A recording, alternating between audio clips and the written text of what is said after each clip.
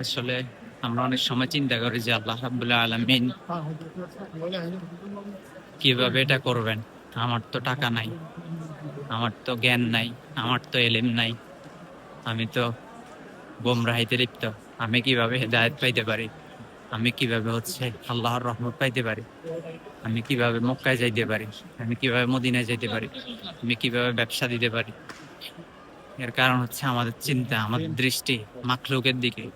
আমাদের দৃষ্টি আল্লাহ রাব্বুল আলামিনের সক্ষমতা, আল্লাহ রাব্বুল আলামিনের কুদরত, আল্লাহ রাব্বুল আলামিনের সিফত অমুখাপেক্ষী।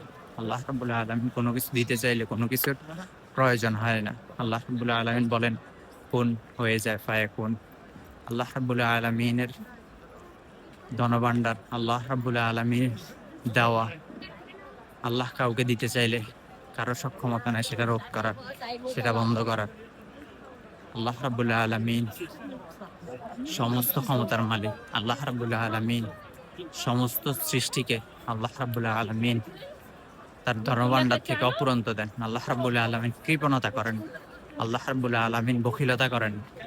আমরা মানুষ দেখা গেছে যে কেউ যদি আমি তার জন্য ভালো কিছু করলাম কিন্তু সে আমার মন মতো চললো না, আমার সাথে কোনো খারাপ ব্যবহার করলো, আমরা তারে দেওয়া বন্ধ করে দিই। কিন্তু আল্লাহ রাব্বুল আলামিনের বেলায় উল্টো। আমি যতই নাফরমানি করি না কেন, আল্লাহ রাব্বুল আলামিন আমার জন্য যেটা বাজেটে রাখছে, আল্লাহ রাব্বুল আলামিন সেটা আমাকে দিবেনই দিবেন। সেটা বন্ধ করে দিবেন না।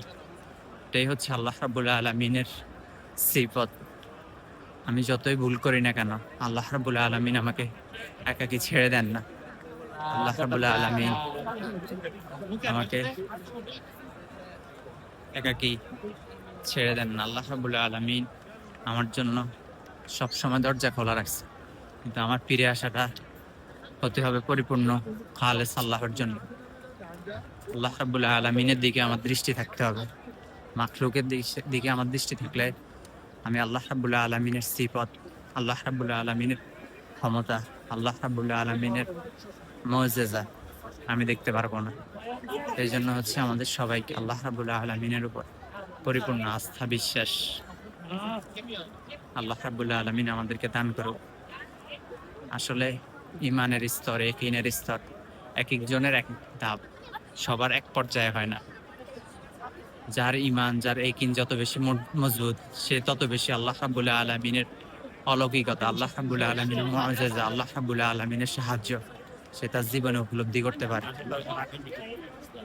এইজন্য আল্লাহ রাব্বুল আলামিন আমাদের ঈমানকে পরিপূর্ণ নূরের আলোকিত করিয়া দিক। আমাদের ইয়াকিনকে মজবুত করিয়া দিক।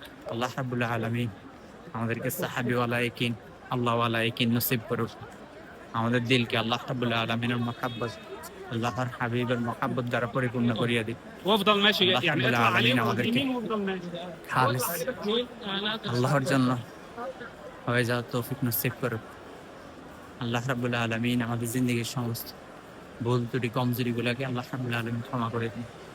আল্লাহ রাব্বুল আলামিন আমাদের আশ্রয় দান করে সাহায্যকারী হয়ে যান। সবাই ভালো থাকবেন। আসসালামু আলাইকুম ওয়া রাহমাতুল্লাহ।